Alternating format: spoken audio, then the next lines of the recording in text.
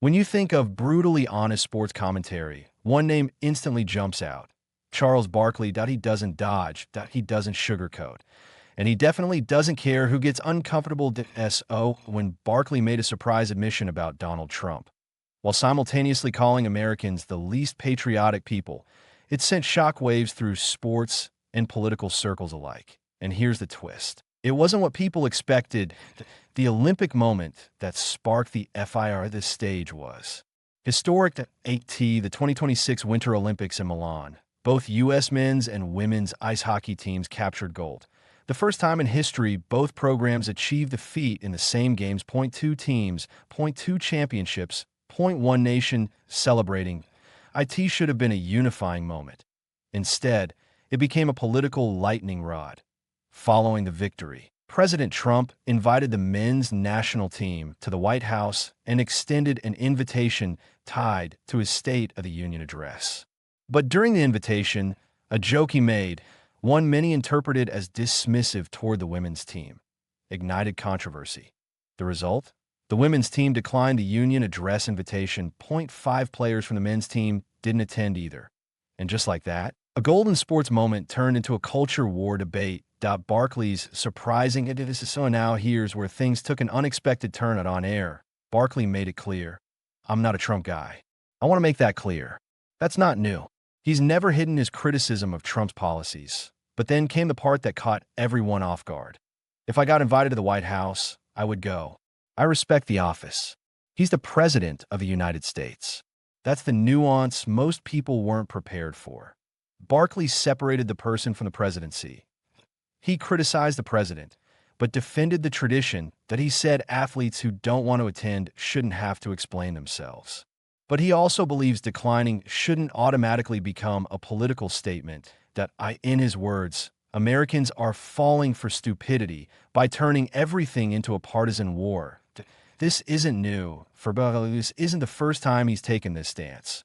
When the Philadelphia Eagles faced backlash after accepting a White House invitation following their Super Bowl 59 victory, Barkley told championship teams not to decline based purely on politics. When the Denver Nuggets canceled a White House trip, citing scheduling conflicts, he criticized that decision too.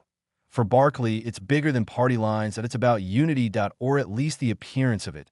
Ernie Johnson's PUS, but even inside his own studio, the debate wasn't simple. Barkley's longtime co-host, Ernie Johnson, pointed out something important. The president's comments put Team USA in an awkward spot from the beginning.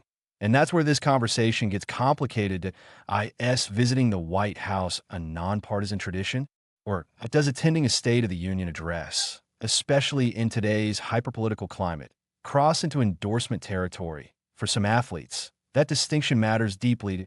Then Barkley went even but Barkley wasn't done. The White House debate was just the opening act. He pivoted to something even more controversial. He said Americans are the least patriotic people when it comes to the Olympics. That statement alone could headline a show. But listen to his reasoning. Barkley talked about being overseas during international competition. He described arenas filled with fans wearing their nation's flags, painting their faces, chanting for their country with unmatched energy. Then he compared that to what he sees at home. Less visible pride, lower engagement, declining viewership, and the numbers back part of that up. According to Ipsos polling, only 59% of Americans say they feel proud of their country's Olympic performances, down from 64% just a few years earlier. That drop may seem small, but symbolically, it's massive. What's really behind the decline? Barkley believes part of the issue is generational. Older Americans still tune inconsistently.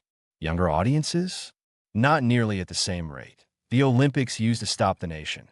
Now they compete with streaming platforms, social media, gaming, and an endless cycle of political noise that, in Barkley's eyes, patriotism during global sporting events should transcend politics. But in 2026 America, almost nothing does this about politics or culture.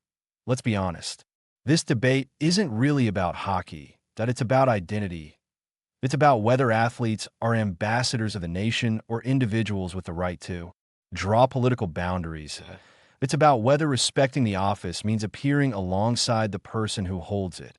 And it's about whether Americans still rally around shared national pride, or whether division has seeped into every corner of public life. Barkley's stance is uncomfortable because it refuses to sit on one side. That he criticizes Trump, he respects the presidency, he defends players who decline, that he says he personally would attend.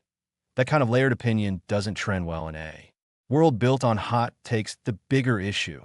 Sports used to, there was a time when Olympic gold meant one thing. USA versus the world, not red versus blue. Barkley seems nostalgic for that era. When the anthem played, politics paused.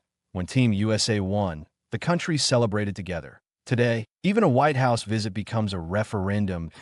The irony, Barkley's irony.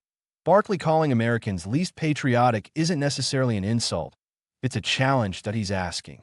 Why don't we show up for our country the way other nations do? Why does everything become partisan? Why can't we celebrate excellence without turning it into a political battlefield? Whether you agree with him or not, he's forcing the conversation. And that's what Barkley has always done best.